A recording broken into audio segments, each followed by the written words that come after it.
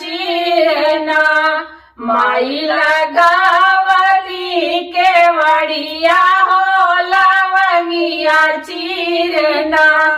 माई लगावली केवड़िया हो लवंगिया चीरना महल ऊपर सोवयो ने कर भायरो बीरनवा किया वै लागिना उनके सुख करनी दिया हो किया वै लागिना उनके सुख भारी निदिया हो किया वै लागिना बैठी जगावयो न कर बहिनी दुर्गा मैया हो कि उठा भैया ना आवै हमारी उल्लास करिया हो कि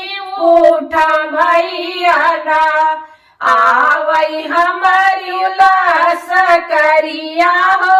कि उठा भैया ना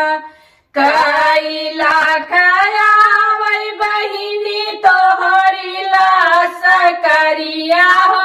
जगावै लागियो ना हमारी आई निदिया हो जगावै लागियो ना हमारी आई निदिया हो जगावै लागो ना एक लाख आवै भैया हमारी लाश करिया हो कि सव लाख ना हमारी छोहरी लाश करिया हो कि सव लाख ना हमारी छोहरी लाश करिया हो कि सव लाख ना काऊ देवा तो काऊ तू ही देवा भैया हमारी लाश करिया हो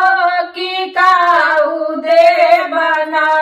हमारी छोहरी लाश करिया हो कि काऊ देवना हमारी छोहरी लाश करिया हो कि काऊ देवना पांच मेवा भारी थरिया तोहरी लाश करिया हो कि हलुआ पूरी ना हो कि हलुआ पूरी ना बहिनी छोहरी लाश करिया हो कि हलुआ पूरी ना बहिनी छोहरी लाश करिया हो कि हलुआ पूरी ना पानवा के चीर मैया महल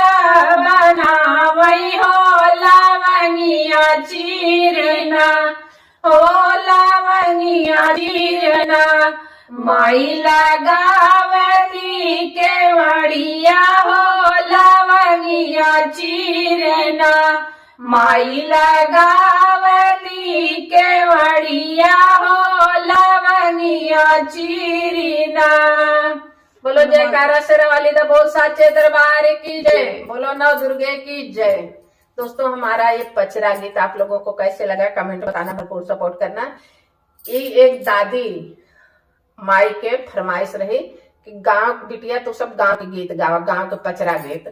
वही हमारे हम सभी गांव के पचरा गीत गाए। तो आप लोग कैसे लगे आप लोग कमेंट में बताइए।